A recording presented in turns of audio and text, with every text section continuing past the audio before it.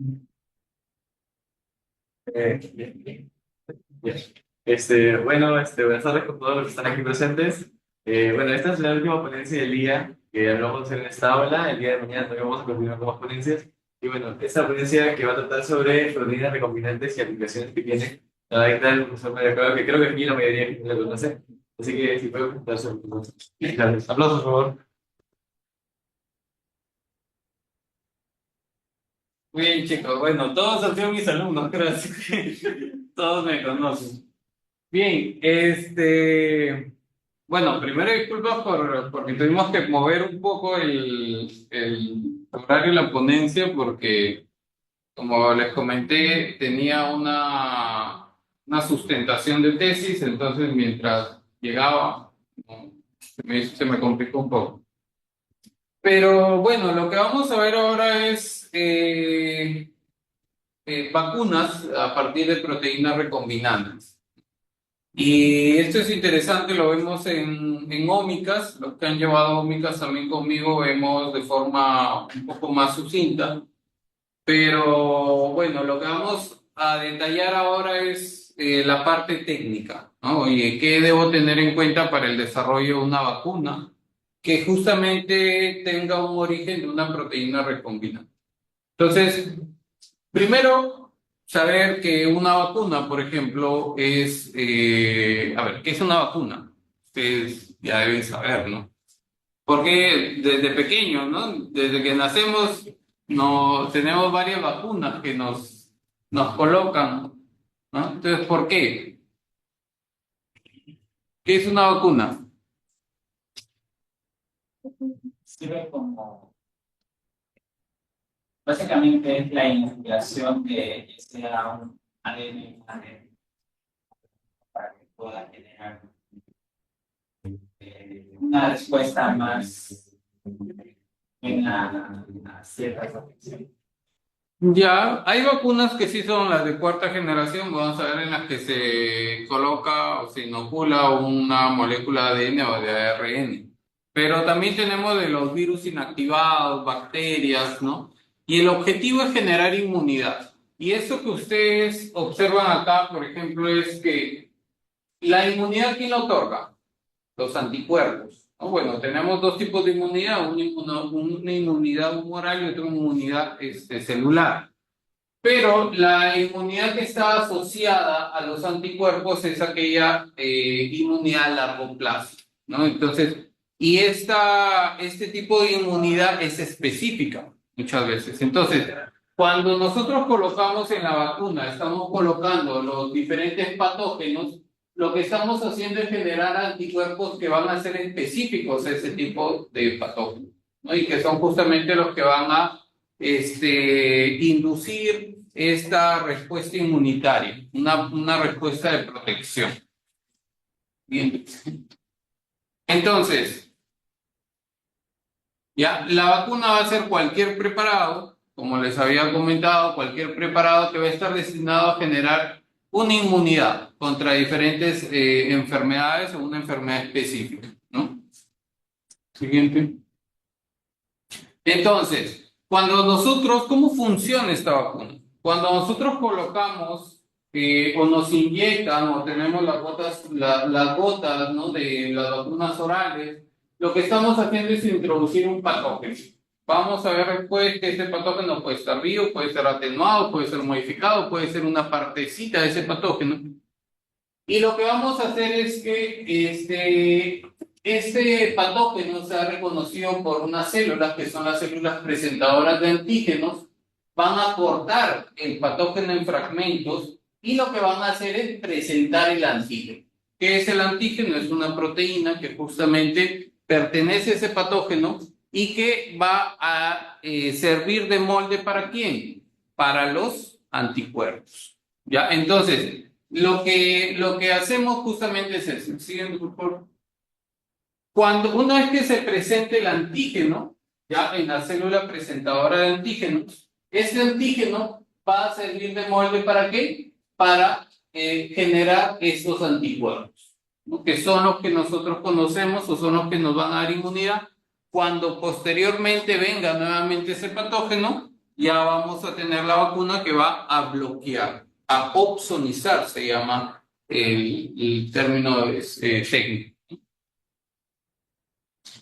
Entonces, desde la época de Jenner, la vacuna era viruela, miren cómo era los frascos de esas vacunas justamente que eran asociados a esta enfermedad, ya hasta lo que tenemos ahora que son pues las vacunas orales, ¿no? Estas vacunas que desde pequeños y aprovechando la inmunidad de las mucosas justamente es lo que permite tener una respuesta inmunitaria. Todas las vacunas van a ser de organismos atenuados. Cuando nos colocan a nosotros las vacunas, usualmente ya nos están colocando el virus, ¿no? O la bacteria atenuada. Puede ser la bacteria viva atenuada o la bacteria en un vector vivo, etc. ¿No? Entonces, pero no todas las vacunas van a ser justamente ese organismo o ese patógeno inactivado, ¿ya? No siempre va a ser así. Entonces, ¿qué tenemos? Vamos a tener, por ejemplo, vacunas que son inactivadas completas, ¿no? Virus, por ejemplo, que son inactivados por algunos químicos, ¿no? Como por ejemplo formalina, mata la bacteria o mata el virus como tal, pero mantiene las estructuras de la proteína. Entonces, cuando mantiene las estructuras de la proteína, permite tener una reacción inmunitaria, ¿no? Vamos, vamos a tener también vacunas que están asociadas a péptidos sintéticos. En el número 2, vamos a tener vacunas que están asociadas a vectores virales, ¿no? Recombinantes, los famosos adenovirus, ¿no? Si ustedes quieren, por ejemplo, utilizar un vector viral, un virus que sirva como un carrier, un transportador de un gen específico, pueden utilizar algunos adenovirus, algunos virus de ese tipo. ¿No? Vamos a tener vacunas que son como las que mencionaba su compañero, de tipo ARN, de tipo ADN, que lleva fragmentos específicos del genoma, ¿no? Profesor, pero el de ARN también sí, porque acuérdense que hay virus que son de tipo ARN. Entonces, puede llevar, sin ir muy lejos, el SARS, ¿no? El COVID, es de tipo ARN, entonces se lleva o se porta un gen de ARN, un fragmento de ARN. Tenemos los anticuerpos, tenemos también las otras, ¿cómo se llama? Las vacunas que están asociadas a partículas virales, ¿no? Que van a ser justamente recombinantes, que creo yo que a ustedes les va a interesar mucho más, ¿no? ¿Por qué? Porque esas son justamente parte de la bioingeniería. Tienen que diseñar esas vacunas para poder producirlas de forma recombinante, ¿ya? ¿Por qué? Porque, si bien es cierto, ¿no? También, si no vamos muy lejos aquí nuevamente en la época de COVID, ¿qué nos colocaban a nosotros con la vacuna china? El virus, ¿verdad? ¿Por qué te ríes? Nos colocaban, ¿no? El virus, ¿no? Y muchos por eso decían, uy, que nos están matando porque nos están poniendo el mismo virus, ¿no? Y no hablo de los chips, porque ya sería otra cosa, pero del mismo virus, ¿no? Entonces, y muchos saltaban la alerta, oye, pero ¿cómo si nos van a poner el mismo virus? Ya, pero es porque muchas veces igual existe riesgo, es muy bajo, pero sí se han dado casos de reactivación de los virus. Ya, por eso es que se tiene que manejar una cadena de frío muy estricta, tiene una fecha de vencimiento, y etcétera, etcétera. ¿No? Entonces, muchas veces esos virus pueden reactivarse y pueden generar algún tipo de malestar. Para evitar eso, dicen, oye, ¿sabes qué? Yo no te voy a colocar el virus, pero te voy a colocar una partecita de ese virus, ¿no? Y de esa forma sí va a generar una respuesta inmunitaria. ¿Sí? Muy bien. Siguiente, por favor. Ahora vamos a ver cómo diseñamos estas vacunas. Estas vacunas que van a ser recombinantes, ¿ya? Tienen algunos pasos específicos. Lo primero que ustedes deben decir, oye, yo quiero diseñar una vacuna. ¿Qué es lo primero que debo seleccionar? El antígeno, ¿no? ¿Por qué? Porque si es una vacuna contra un virus, contra una bacteria, contra un patógeno X, no van a coger cualquier antígeno, cualquier proteína, ¿no?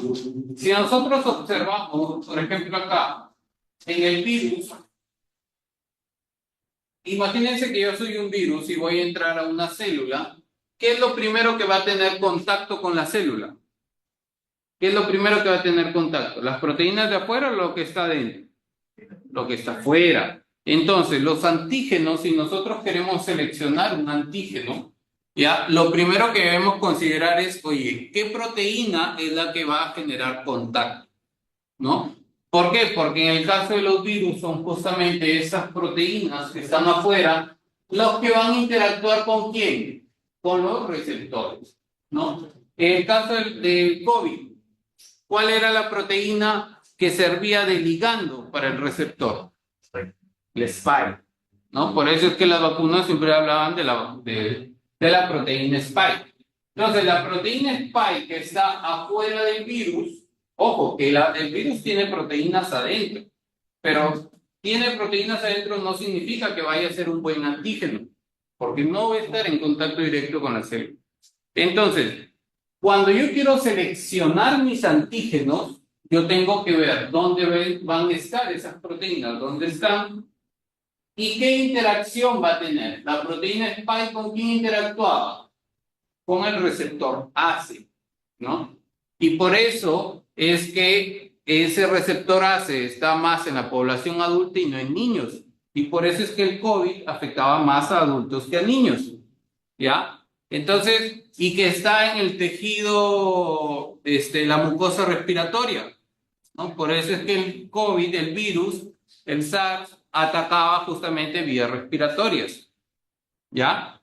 Entonces, todos esos conceptos, esos parámetros deben tenerse en cuenta cuando vamos a seleccionar nuestros antígenos, ¿ya? Entonces, ¿cualquier proteína es un antígeno potencial? No. Cualquier proteína no va a ser un antígeno potencial. Profesor, yo quiero hacer una vacuna contra el virus del dengue. Ah, ya. ¿Cualquier proteína cojo? No. Las proteínas internas no. Principalmente las proteínas externas, que son las que van a estar en contacto directo con la membrana de la célula. ¿Sí? ¿Qué más? Ahora, siguiente.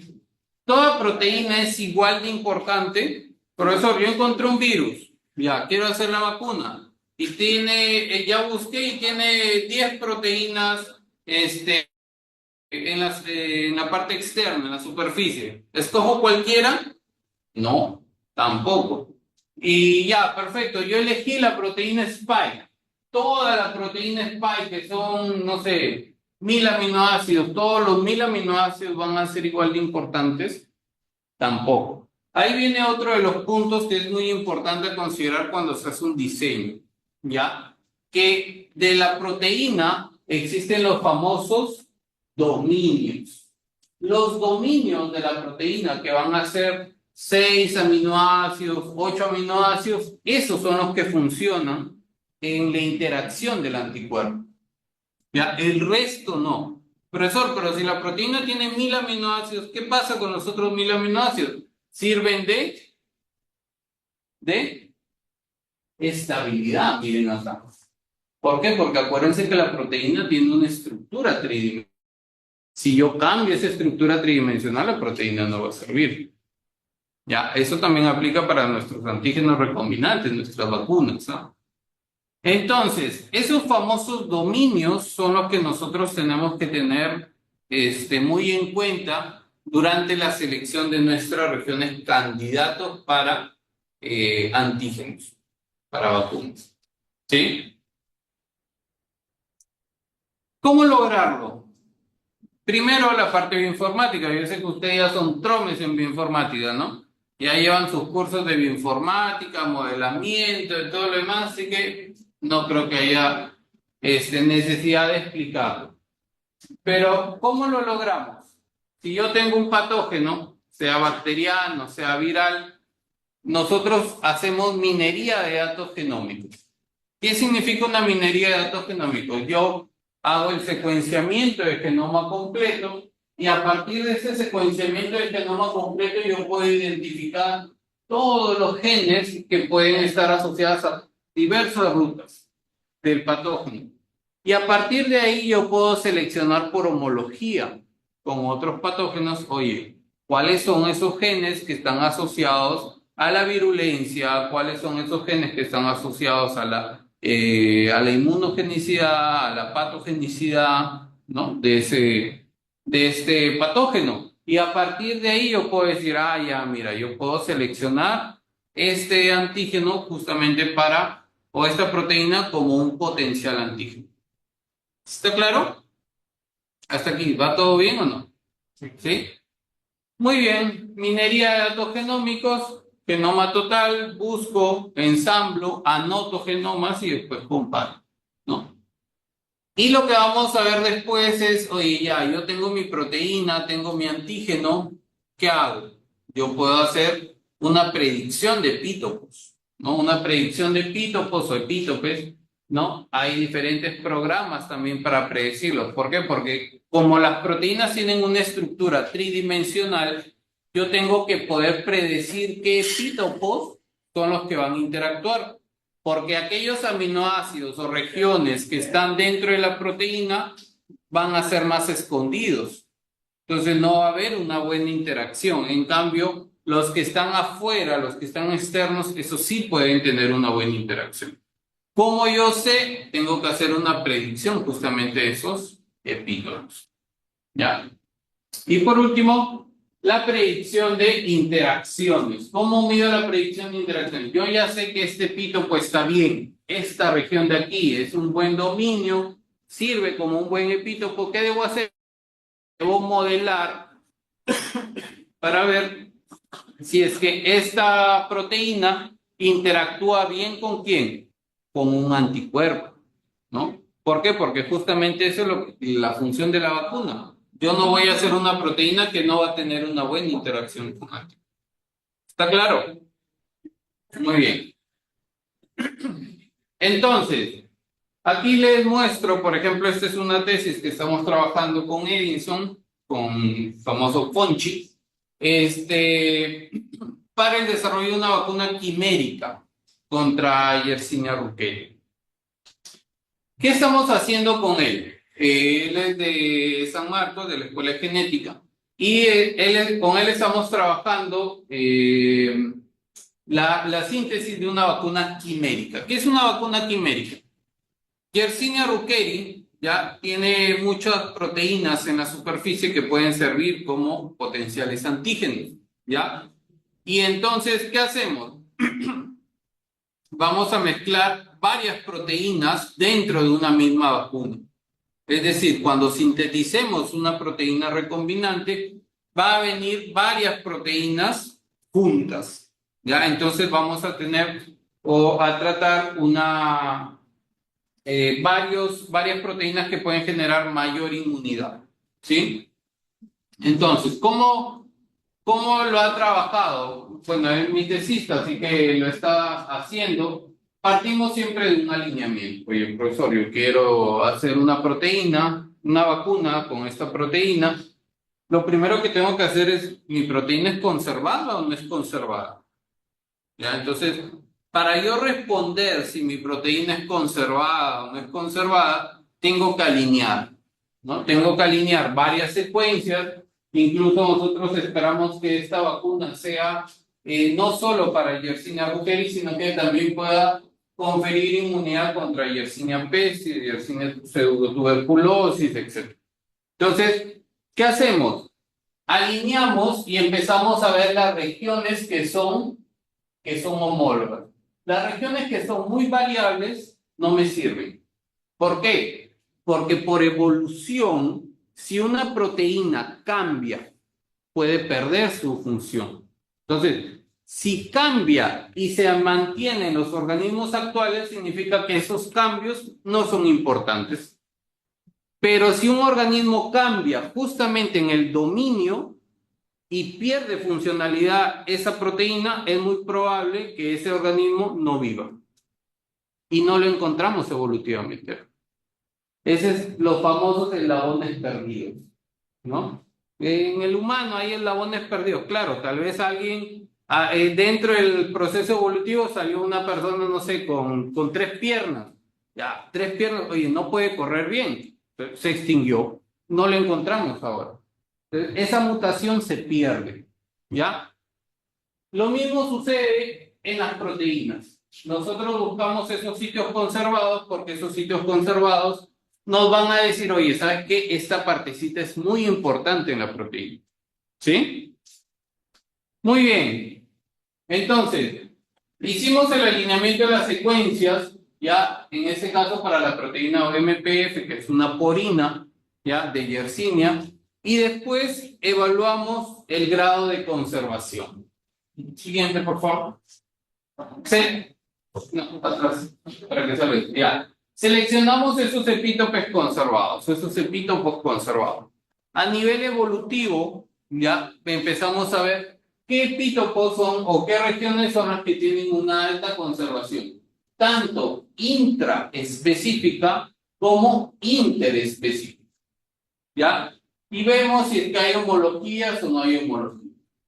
Con estas secuencias, a partir de aquí, ojo, yo ya seleccioné un buen antígeno, yo ya seleccioné que tiene dominios conservados y estoy viendo que evolutivamente ya tiene conservación. Significa que son regiones importantes de la proteína. Ya, ese es el mecanismo como diseñamos una proteína. Después, ¿qué hacemos? Ya, perfecto, yo tengo ya mis regiones, ¿no? Yo obviamente no tengo solo una. Vamos a tener varias regiones en las cuales nosotros podemos identificar conservación. Cuando identificamos conservación, nosotros evaluamos de cada fragmento, de cada secuencia, evaluamos por scores. Esos scores nos van a permitir decir, oye, ¿qué tan estable es una estructura tridimensional de un epítope o de una proteína? De estas regiones que justamente yo quiero sintetizar. Porque cuando ustedes les digan, oye, es una vacuna recombinante, no van a hacer toda la vacuna. ¿No? Eso creo que ya lo hemos dicho en clase varias veces, ¿no? Si es una proteína muy grande, en realidad lo que nos sirve son 6 o 8 aminoácidos, no más. Y entonces, cogemos esos fragmentos y esos fragmentos nos permiten decir, oye, mira, hay buena conservación, hay buena homología, entonces puede servir. Vemos el análisis de estabilidad de los epítopos. Y después, ¿qué hacemos? Los modelamos. ¿Ya? Los hemos modelado, estos posibles epítopos, y ahora ya hemos seleccionado de todos, hemos seleccionado algo de 7 epítopos que son los que vamos a utilizar justamente en la vacuna recombinante. ¿Por qué? Porque en este modelamiento ya nosotros podemos ver la interacción que puede generar esa proteína con potenciales anticuerpos. ¿Sí? Muy bien. Siguiente. Ese es a nivel bioinformático. A nivel bioinformático yo puedo detectar e identificar los posibles epítopos. ¿Es suficiente? No. Porque hasta ahí, acuérdense que los modelos bioinformáticos siguen siendo modelos, siguen siendo predicciones. Entonces, nada te va a asegurar de que realmente vaya a funcionar hasta que lo hagamos. Entonces, ¿qué hacemos? Los ensayos funcionales. ¿Qué son los ensayos funcionales? Vamos a coger nuestra levadura, porque la vamos a trabajar en levadura, ya vamos a transformar, vamos a colocarle esas regiones de los epítopos en plásmidos específicos y vamos a sintetizar esos péptidos. ¿Ya? ¿Para qué? Para generar la inmunidad. Masificamos y vamos a obtener las diferentes proteínas recombinantes. ¿Ya? Queremos llegar a hacer la expresión en superficie, que es colocarle la proteína en la superficie en este caso la levadura, y después poderlo dar de forma oral. Muy bien. Siguiente. Y aquí vamos a tomar otro modelo. Esta es otra vacuna que, bueno, lo trabajé también en el virus de la tilapia del lago, lo trabajé en el doctorado. Y este virus, justamente el virus de la tilapia del lago, de la tilapia lacustre, se reportó por primera vez en Egipto 2014, ¿ya? Y del 2014 llegó, bueno, se ha ido expandiendo, ¿no? Y llegó acá a Perú 2017, no, 2019 por primera vez. ¿Qué hace este virus? Este virus es un virus de tipo ARN y causa una mortalidad masiva de peces. Miren ahí, todos los peces que se infectan mueren. Es un virus que tenía semejanza, cierta semejanza con el virus de influenza. ¿Ya? Siguiente. Entonces, nosotros hicimos la primera detección de este virus acá en Perú, junto con unos cesistas también que tenía en esa época, a través de una nested PCR. Diseñamos unos primers para hacer una nested, identificamos la presencia del virus acá en Perú. Siguiente. Luego hicimos unos ensayos de cuantificación a través de un equipo que es un termociclador en tiempo real portátil. Ya, los que han hecho ómicas conmigo saben que, por ejemplo, podemos medir la cuantificación viral, la expresión de genes con este tipo de equipos. Y nos fuimos por Piura, por Tarapoto, San Martín, a buscar estos peces y empezamos a observar, ¿no? Esto lo hacíamos todo en campo, tomábamos las muestras y en el hotel hacíamos la corrida, ¿no? Probamos la expresión de estos virus en tejidos, ¿no? Como riñón, cerebro, en alevines, el alevín lo usábamos completo, en cerebro, ¿no? Y veíamos que la expresión era diferencial a nivel de tejidos. Entonces, eso también es muy importante. ¿Por qué? Porque si nuestros patógenos tienen tropismos hacia ciertos virus, nuestras vacunas también tienen que llegar a esos tejidos, ¿verdad? Porque si yo diseño una vacuna para un virus que va a estar en el hígado, pero solamente utilizo un adyuvante que se va a quedar en el músculo, no voy a generar inmunidad, ¿no? Entonces, tenemos que tener en cuenta muchas veces esas cositas. Muy bien, entonces, ¿qué hicimos? Bueno, ese es un poco el del virus, ¿no? ¿Por qué es importante este virus? Porque no tiene semejanza con nada. Este virus es un virus completamente nuevo. Cuando nosotros comparábamos su genoma con genomas virales, no encontrábamos homología con nada. Solo había una homología de algo de 18 nucleótidos con el virus de influenza. Y después nada más. Entonces, si no tenemos con qué comparar, no sabemos a quién hacer ese tipo o cómo diseñar esos antígenos, ¿no? Entonces, ¿qué proteína voy a seleccionar para inmunidad? No sabemos, porque no tenemos con quién comparar. Entonces, ahí era un poco más complicado, ¿ya? Y se complicaba más porque además este virus es un virus de tipo ARN sentido negativo. ¿Qué significa? Que por acá es un virus de tipo ARN, pero normalmente el gen empieza del lado izquierdo al lado derecho, ¿no? Este es al revés, ¿no? Porque tenía la hebra en sentido negativo. Entonces, habían varias complicaciones, así que ya igual hicimos el estudio. Y después, cuando comparábamos, este virus tiene 9 segmentos, ya, perdón, 10 segmentos. Cuando comparábamos los segmentos virales, parecía que era un virus quimera, es decir, que era una mezcla de virus. Y veíamos que, por ejemplo, el segmento 1 se parece a la subunidad PB1 de influenza.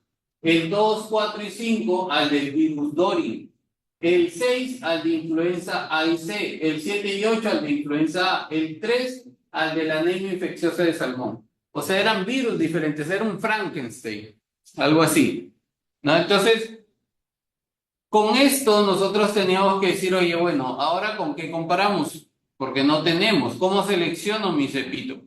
Lo que hicimos netamente fue amplificar todo y hacer vacunas o proteínas para todos los segmentos y después evaluar la inmunidad, ¿no?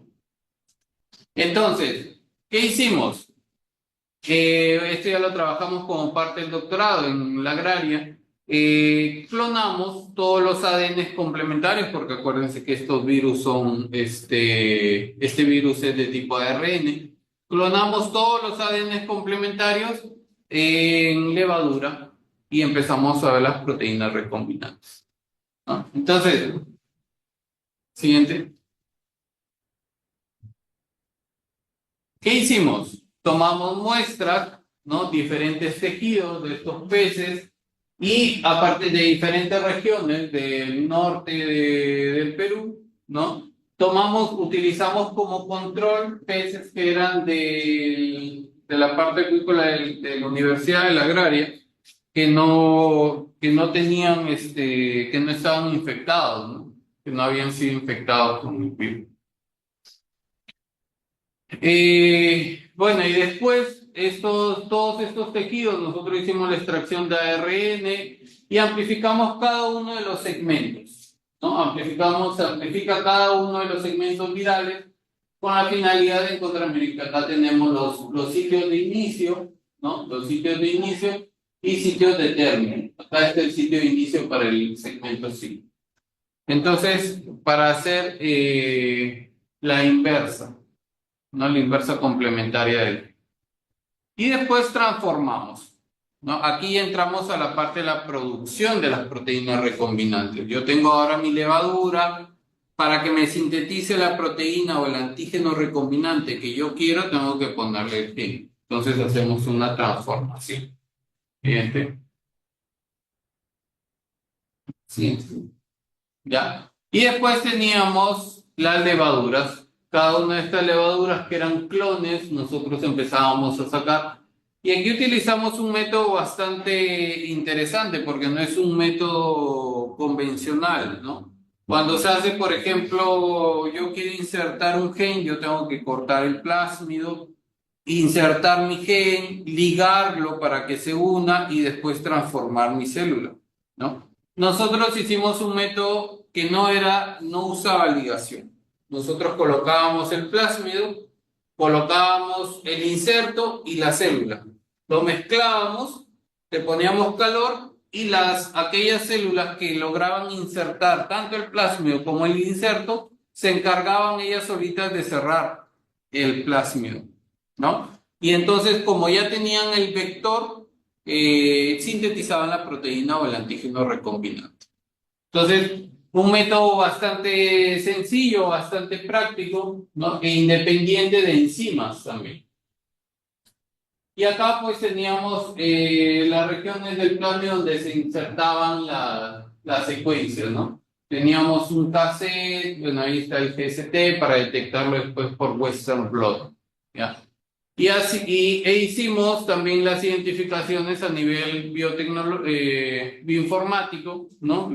Con los alineamientos en Mega, Cypress, BIS, para ver cada una de las secuencias que estábamos obteniendo. Y después tuvimos todas estas secuencias. Y aquí es interesante porque cuando uno también reconoce, por ejemplo, la proteína que está trabajando, ¿no? Tiene que saber en qué sistema lo va a colocar. Nosotros trabajamos, por ejemplo, levaduras. Trabajábamos con levaduras, teníamos, por ejemplo, en el caso de las clonadas, ¿no? Aquellas que tenían el inserto. Aquellas que no habían tenido en el B, tenemos las células que no habían incorporado ni inserto, el plásmido, podían haber incorporado el inserto, pero no les servía de nada. Entonces, que no tenían el inserto y aquellos que tenían el inserto, el plásmido circularizado, ¿no? Entonces, ¿para qué? Para ver las eficiencias. Las eficiencias de clonación que habían eficiencias en algunos casos muy bajas y en otros casos eficiencias del 100% de transformación. Y aquí también otro de los puntos a considerar si ustedes quieren desarrollar algún tipo de vacuna o algún tipo de proteína recombinante es qué tamaño va a tener el inserto.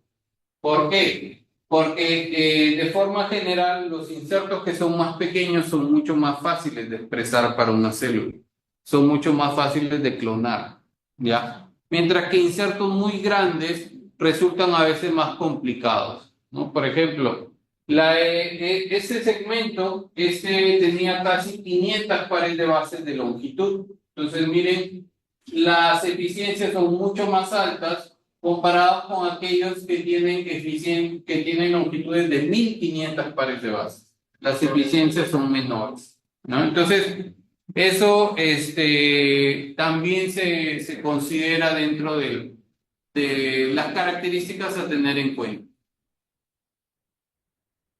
Y ahí están, se logró clonar todos los genes, ahí están arriba, desde el 1, que es 1500, hasta el 10, que es más o menos 490 por ahí, bases, ¿no? Entonces, se nota la escalerita, ¿no? Y el secuenciamiento, nosotros una vez que ustedes ya tienen sus insertos, lo secuencian para ver si es que está bien su marco de lectura abierta, ¿no? Cómo está el gen que ustedes quieren clonar y que quieren expresar. Ahí está. Lo comparan con la base de datos. Creo que todos han pasado las prácticas de biología celular, la parte de informática conmigo, así que ya deberían conocer muy bien esto, ¿no? Y una vez que ya lo identifican, que saben que el marco está bien, el marco de lectura y todo lo demás, perfecto, ahora sintetizar la proteína, ¿no? Bueno, hicimos una comparación también de los diferentes, con las diferentes secuencias, ¿no? De Bangladesh, Tailandia, ¿no? Israel, y la secuencia de Perú y Ecuador, que también está bien reportada en la base de datos. Y por último, las proteínas recombinantes. ¿Qué es eso? Ustedes dirán, "Oye, profe, ¿qué es eso? ¿Una mancha?" No, ese es un western blot. Cuando la levadura sintetiza, en este caso levadura, porque estamos usando levadura, sintetiza la proteína, ¿se acuerdan que tenía ese GST? Ese GST es un péptido pequeño que sirve para el reconocimiento de un anticuerpo. Entonces, como la levadura o la célula va a producir cientos de proteínas, ¿yo cómo voy a saber cuál es mi proteína específica? ¿Cuál va a ser mi antígeno? Se hace un Western blot. Se hacen todas las proteínas, se migra en un SDC page y después ¿qué hacemos? Le ponemos el antígeno. Y aquí vamos a observar, ¿no? Esta región de acá es la del antígeno.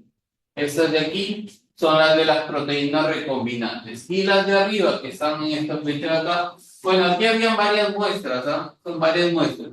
Las que están arriba son proteínas que sirven de control constitutiva para saber que nuestro Western blot ha funcionado bien. Entonces, con eso nosotros decimos, ah, ya, mira, tenemos nuestra proteína recombinante. Se está sintetizando bien.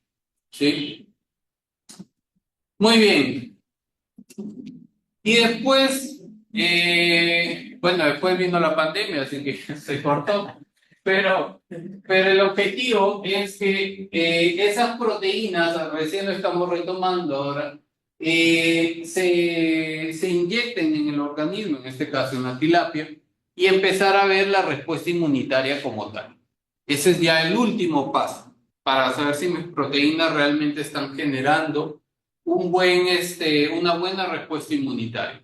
Y a partir de ahí, hacer interacciones antígeno-anticuerpo. Donde veamos que hay interacción antígeno-anticuerpo, ya, significa que hay una buena respuesta inmunitaria, buena interacción y por tanto ese es un buen candidato para mi vacuna. Esa proteína yo puedo utilizarla ya en una vacuna recombinante. ¿Está claro? Muy bien. Muy bien, ¿qué otras consideraciones importantes? Profesor, ya, eso es lo único. Sistema de expresión es muy importante. ¿En dónde voy a producir mi proteína? No es lo mismo producir una proteína recombinante que va a ser para una vacuna en una bacteria, una levadura, en células de insecto o células de mamífero. No va a ser igual, ¿ya?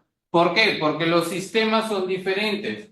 En el caso de bacterias, por ejemplo, ustedes no tienen modificaciones posttraduccionales. Si mi proteína necesita algún tipo de modificación posttraduccional, la bacteria no me la va a dar, ¿no? La levadura sí puede hacerme estas modificaciones posttraduccionales.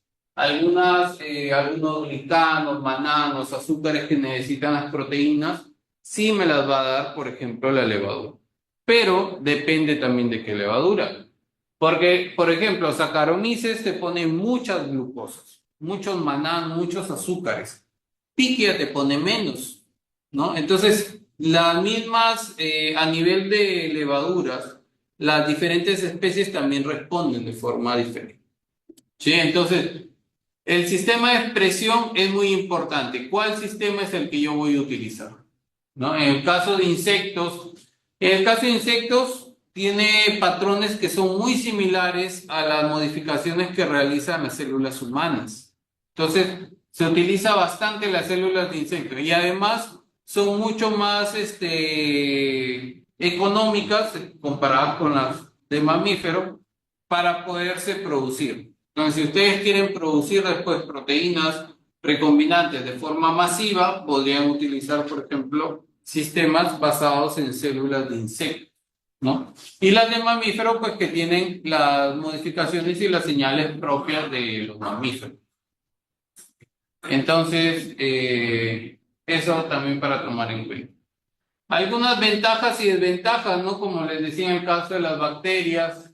Lo bueno de las bacterias y las levaduras son fáciles de cultivar, fáciles de obtener. Están haciendo una práctica ahí de transformación. Las bacterias son fáciles, lo pueden trabajar en cualquier laboratorio. No hay mucho problema. En cambio, las células de mamíferos, células de insectos son más complicadas. ¿Por qué? Porque además utilizan medios que son más caros. Entonces, los sistemas de expresión tienen mucho que ver, tienen que considerar las ventajas y desventajas de cada uno. Muy bien. Nosotros usamos la levadura, ¿por qué? Porque la levadura es un organismo GRAS. ¿Qué es un organismo GRAS?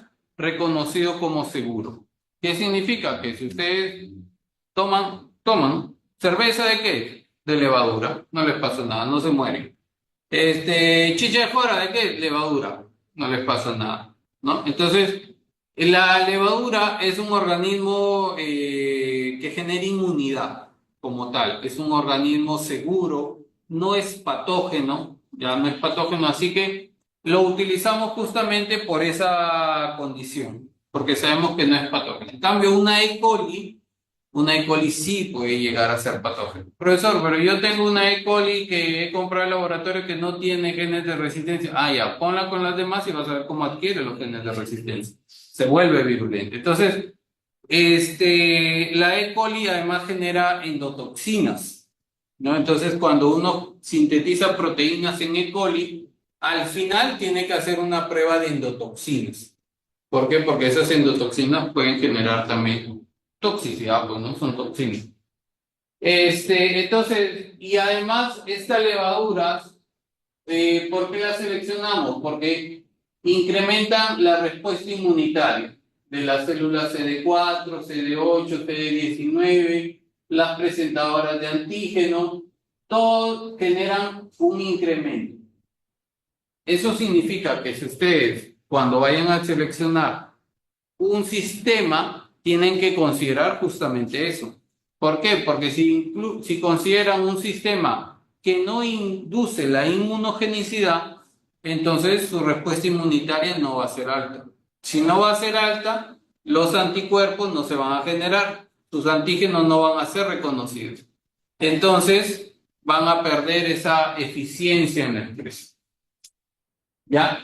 Igual con las citoquinas y algunas otras moléculas. Muy bien. Otro factor a considerar, ¿cuál es? Los adyuvantes.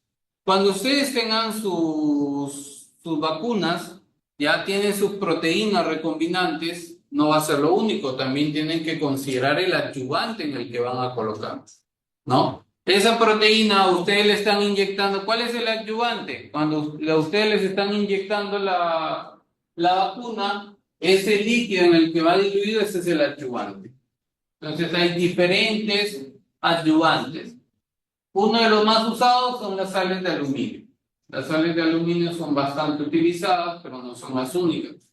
Tienen las emulsiones de aceite, ¿no? También, incluso el montanide, que es uno de los más utilizados, de los adyuvantes más utilizados a nivel comercial, se utiliza también ahí. Citoquinas, nanopartículas, ustedes que trabajan bastante con nanomateriales, nanopartículas, también se ha observado que esas nanopartículas pueden tener un efecto. Y aquí, por ejemplo, hace poco salió un artículo, ya, donde decía que todas las vacunas del SARS tienen nanopartículas de grafeno. Y ahí salieron, pues, los prochips, ¿no? Los prochips de estos que dicen que en las vacunas vienen los chips para controlarnos, los de 5G y no sé qué cosa. Decían, uy, es grafeno. El grafeno se utiliza justamente en los sistemas eléctricos.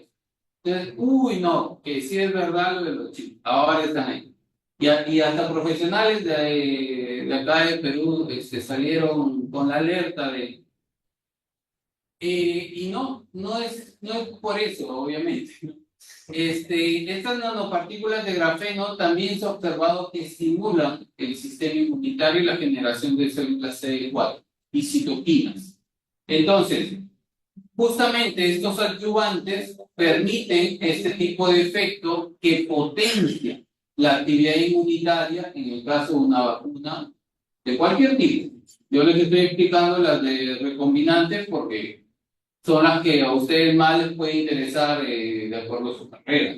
No creo que van a trabajar las atenuadas que hace 100 años se vienen utilizando. ¿Ya? Bueno, hay muchos otros adyuvantes que se pueden utilizar. Siguiente. ¿Qué más? Profesor, ¿eso es lo único que debemos considerar? No. También pueden optimizar los plásmidos de expresión. Acuérdense que los plásmidos de expresión, ¿qué tienen? Tienen un promotor, esos pueden ser inducibles, pueden ser sintéticos, ¿no? Eso es lo que uno va seleccionando, ¿no? Los potenciadores, claro, esos plásmidos también pueden tener potenciadores para favorecer la expresión de nuestro gen de interés, que al final va a ser el de nuestro antígeno. Peptidoseñales, yo quiero que mi proteína, mi péptido, se secrete o se quede en la superficie, ¿no? Por ejemplo, en ómicas hemos hablado de vacunas que son orales. ¿Por qué? Porque yo puedo hacer que mi levadura tenga anclada esta proteína.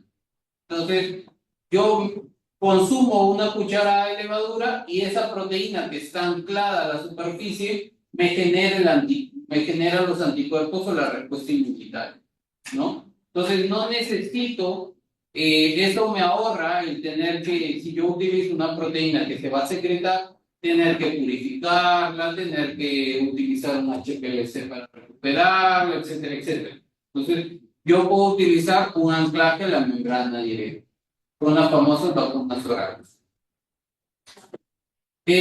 También las secuencias que están asociadas a la codificación, ¿qué tipo de proteína es? ¿No? La secuencia codificante de mi proteína, el antígeno, va a ser una proteína, y hemos dicho que de preferencia tienen que ser aquellas proteínas que van a estar en la superficie, que son las que van a servir de ligando para el receptor que va a tener la célula humana. Y los terminadores influyen, ¿no? También, dentro de un gen, ustedes acuérdense que van a tener una región De inicio, la UTR-5 y terminadores en la UTR-3. ¿Qué hacen estos terminadores? Estos terminadores frenan, limitan hasta dónde va a ir la proteína. ¿Ya? Entonces también influye qué tipo de terminador. Ya hemos hablado en el caso de la levadura, en el caso del plásmido PGH, que es el que hemos utilizado en las vacunas de TIL, ¿no? Acá, por ejemplo, ustedes observan que tenemos un promotor, el promotor GAL. Este es inducible por galactosa. Entonces, cuando yo quiero que sintetice la proteína, le agrego galactosa. Cuando quiero que deje de sintetizar la proteína, le agrego glucosa. ¿Por qué? Porque este promotor se reprime con glucosa. El GST, que es el péptido donde me va a permitir colocar el anticuerpo para reconocer en el Western blot. Las cistidinas que van a ir unidas a mi inserto, que es donde va mi antígeno, ¿no? La secuencia de mi antígeno. Y esta cistidina me va a permitir recuperar o purificarlos, ¿no? Entonces, además de los genes de resistencia a antibióticos y los genes también de resistencia de selección, como en el caso del... Ya no se utilizan casi genes de resistencia a antibióticos para selección. Los que han estado en la práctica de transformación, ¿qué están usando el marcador de selección? Ampicilina. ¿O no? Sí, ya ves. Entonces, acá nosotros ya no utilizamos ampicilina. Utilizamos ¿qué? Genes ausotróficos. Uracilo, por ejemplo. ¿Por qué? Porque los genes de resistencia a antibióticos, ahora hay un problema de resistencia a antibióticos mundial. Nos vamos a morir en el 2050 ya no de enfermedades, sino de resistencia a antibióticos. Eso ya está dicho por la OMS. Entonces nos vemos hasta el 2050. Entonces, ya no usamos genes de resistencia, ¿no? ¿Qué usamos? Genes autotróficos, genes asociados al metabolismo. Genes que van a estar asociados a la síntesis de aminoácidos esenciales. Si yo no tengo ese gen porque no tengo el plásmido, me muero, porque es un gen esencial. Entonces, usamos estos genes metabólicos. ¿Ya? Y esto también es un mecanismo, si ustedes quieren, por ejemplo, optimizar. Yo ya tengo mi antígeno, tengo mi sistema, quiero aún así potenciar. ¿Ya? ¿Cómo lo potencio? Puedo probar diferentes promotores, diferentes secuencias de promotores, puedo probar diferentes de los péptidos de secreción, ¿no? O, bueno, mi gen de interés no va a cambiar porque eso es lo que yo estoy buscando. Y secuencias de anclaje, ¿no? Secuencias que están asociadas también a mis proteínas de estabilización. Nosotros, por ejemplo, en la vacuna quimérica que estamos haciendo para Yersinia, estamos colocando nuestra proteína y le estamos colocando al costadito una chaperona. ¿Para qué? Para que la chaperona estabilice mi proteína. Entonces nosotros podemos hacer eso. Mezclamos aleatoriamente y empezamos a inducir la expresión en todos. Y a partir de ahí vemos cuál es el que me genera una mejor respuesta. Ese es otro mecanismo con el cual ustedes pueden evaluar la expresión o la mejora de la expresión de genes sintéticos, ¿no? Muy bien. Hay diferentes plásmidos que se van a obtener, hay diferentes, algunos son de Saccharomyces cerevisiae, otros de Psyllia pastoris, otros de Polymorpha, diferentes géneros, diferentes especies. No todas responden igual. También, no todas van a responder igual y por tanto uno tiene que hacer la optimización y la selección adecuada. Por ejemplo, ahí están cada uno de los diferentes, algunos transformantes, ¿no? Las actividades, observen que van a ser diferentes. En algunos, por ejemplo, como este, ¿no? El de Polymorpha lo tenemos en 1076, la actividad lipasa, ¿no? Mientras que en otras van a estar en 8, 400, 100. A partir de ahí es donde yo puedo decir, mira, esta proteína recombinante me puede servir, ¿no? me puede servir para la función que esté utilizando. Ya, le puedo colocar potenciadores también en los extremos, ¿no? Potenciadores, puedo cambiar promotores, diferentes juegos, lo que no cambie es el gen, porque eso es lo que yo quiero ver la expresión. Cambio promotores, cambio potenciadores, los evalúo todos y a partir de aquí veo cuál es el que me está generando mejor inmunogenicidad, por ejemplo. ¿No? Entonces a partir de ahí yo digo, ya.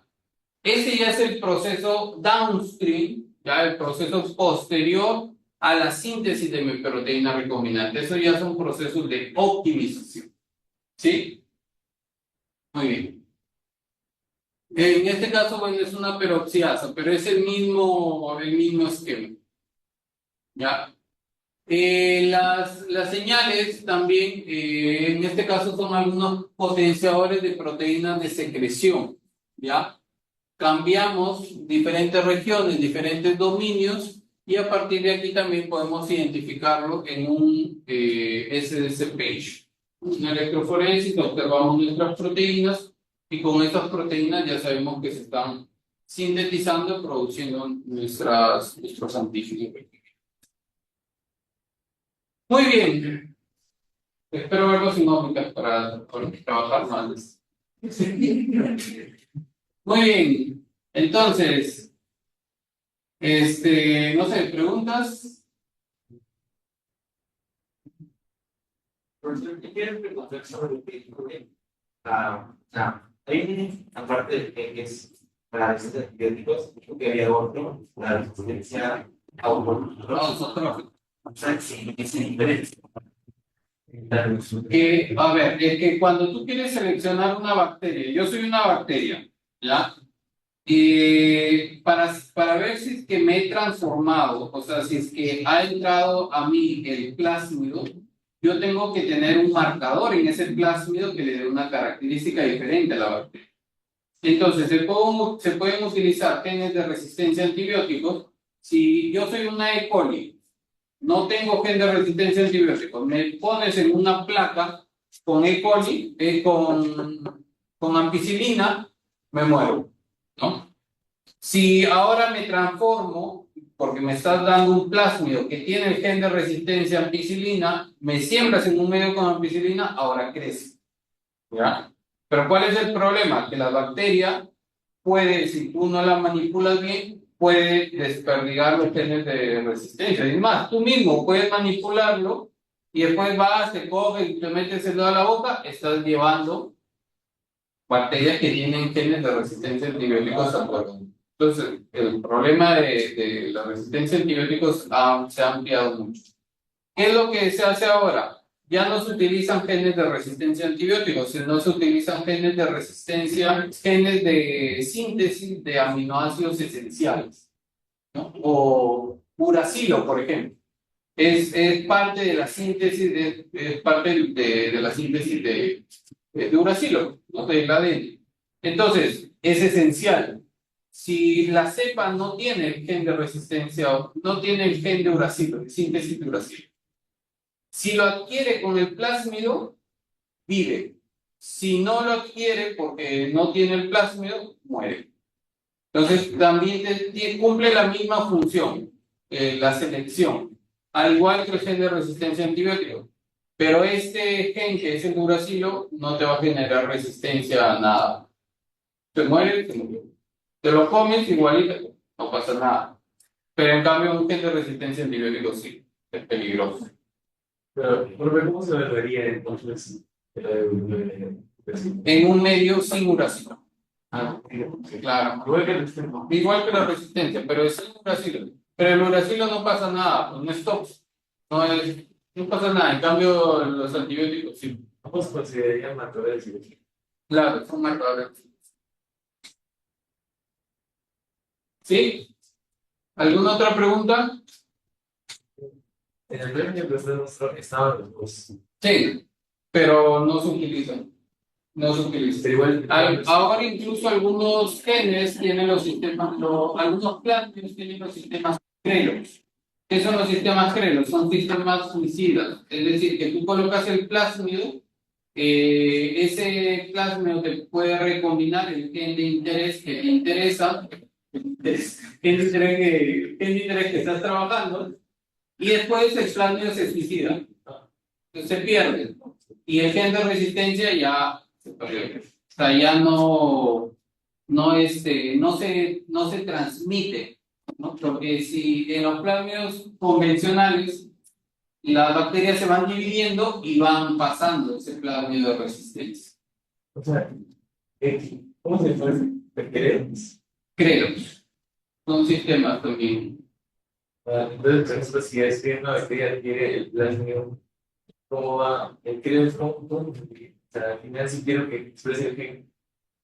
Claro, tú le colocas el plasmio lo que va a hacer es darte el inserto, que es tu gen de interés, recombina con el cromosoma, lo coloca el inserto en el cromosoma y después el plasmio se queda. Pero tú ya tienes el inserto. Y entonces, eso es una secuencia que se coloca dentro del plasmio.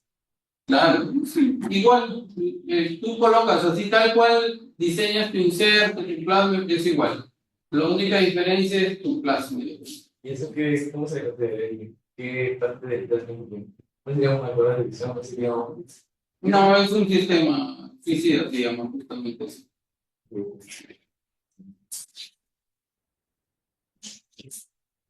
Entonces, la misma pregunta con cuenta su trabajo de la que hizo. En ese caso, el virus afectaba diversas partes del pez. Entonces, lo que se hizo es generar varios antígenos para cada parte. No. Los antígenos fueron para acá, como no teníamos homología con nada, o sea, el virus tiene 9 genes, pero no sabíamos para qué sintetiza cada gen. Entonces, no teníamos con qué comparar nada, lo único que nos quedaba era hacer la proteína recombinante de cada uno de esos genes, que además en cada gen no venía solo uno, en algunos tenían dos proteínas, dos genes. Entonces sintetizamos todas las proteínas y esas proteínas lo que se busca es colocarlas en peces, ¿no? En los peces para generar línea. Tú colocas al pez, lo inyectas y después de un tiempo le pones el virus y observas si es que hay inmunidad, es porque la vacuna está funcionando. ¿Por qué? Porque de esos 10 genes o de estas 14 proteínas que se sintetizan en esos 10 genes, tú no sabes cuál es la que está en la superficie que puede servir justamente de antígeno. ¿Por qué no sabemos? Porque no tenemos con qué comparar. Hasta ahora no hay. ¿Sí? Muy bien. ¿Alguna otra pregunta? No. Muy bien. Espero que les haya parecido interesante, ¿no? Y ya pues, creo que sí estamos con el tiempo. Casi nada. Muy bien.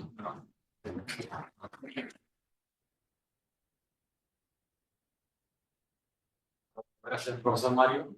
Y con esto damos cierre al primer día de lo que es el Congreso de Biotech Founders.